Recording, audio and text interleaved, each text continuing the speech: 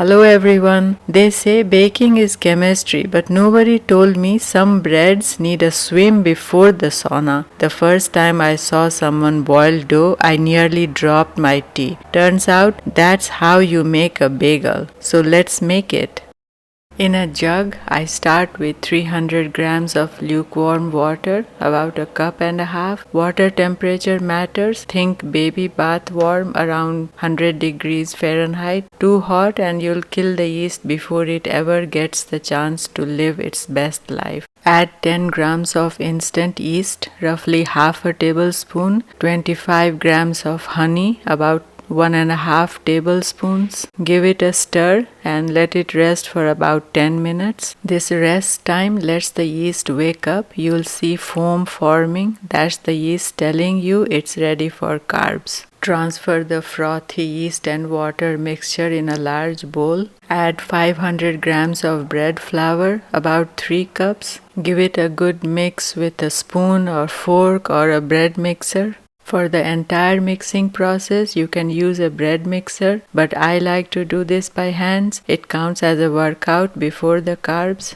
Then sprinkle in 6 grams of salt, about a teaspoon, and mix well. The salt slows the yeast a little, giving the dough more flavor and control during fermentation. After 2 to 3 minutes of mixing, the dough will start to come together, shaggy but unified. Now tuck the edges inward and form a tight dough ball. Place it in a lightly oiled bowl and cover it either with a cloth or a lid. A tight oil coat prevents the dough from sticking as it rises. Let it rest for about 3 hours. Yes, patience is an ingredient. 3 hours later, the dough will be doubled in size, airy and proud. Punch the dough down gently to release the gases. Flour a wooden board and gently transfer the dough on the wooden board. Knead the dough for another minute to tighten its structure. Use the folding in method to develop the gluten. Shape it into a tight ball which is smooth, supple, and when you press it with your finger, it bounces right back.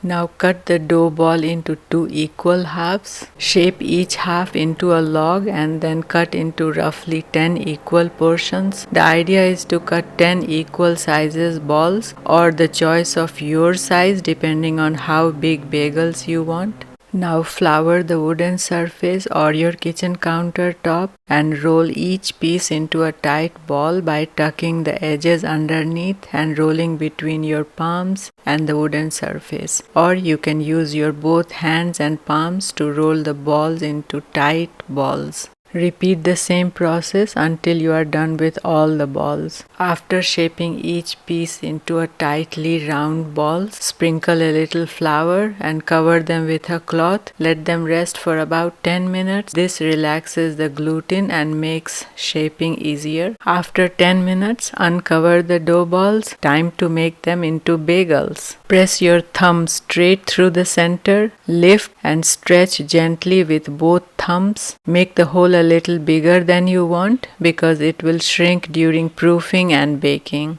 Aim for about a 2-inch hole. Bagels expand sideways, not just up. Continue with the process until you are done with all the bagels. Sprinkle a touch of flour over the shaped bagels and cover them again with your cloth. Let them rest for 20 minutes, just enough time to boil your water. Covering keeps the surface moist. A dry skin prevents good oven spring later. In a wide pan, bring 4 cups of water to a rolling boil.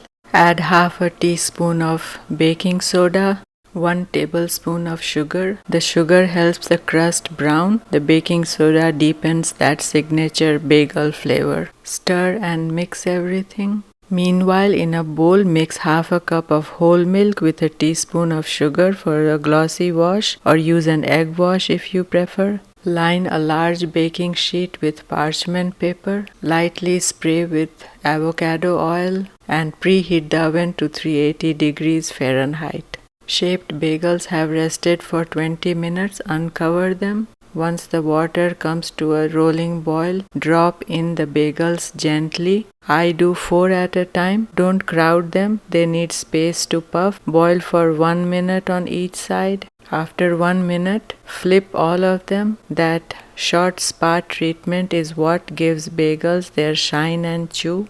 Keep the water gently boiling, not roaring, or your bagels will blister. Once boiled on both sides, place the bagels on the lined sheet. Leave a little space between 2 bagels. I have lined up 6 bagels. Brush them gently with milk and sugar mix. Top the bagels with everything mix bagel seasoning or just sesame seeds, poppy seeds, dried onions, or whatever you like. Press the toppings down lightly so they stick through baking. Always bake on the middle rack for even coloring. Bake for about 20 to 25 minutes until golden brown, depending on how dark you like your crust. And there it is, your own batch of golden chewy perfection. Patience again so the crumbs set properly. Let them cool for at least 5 minutes before slicing. Slice it warm or toast it with a sharp serrated bread knife.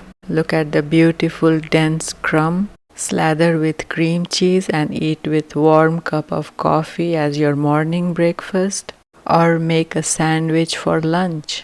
Or just tear one open, take a bite and listen to that sound, the sound of effort meeting reward. 20 years ago, back in India, I had never even heard of a bagel. Then I moved to the USA and one bite changed everything. I loved it so much that I found a local baker who taught me this craft. I started making my own from scratch to understand what makes a bagel, and today I loved sharing it with you all. Thanks for spending a few quiet minutes in my kitchen today. If you felt at home here, hit subscribe and drop by again. I'll have the kettle on. Until next time, stir with soul.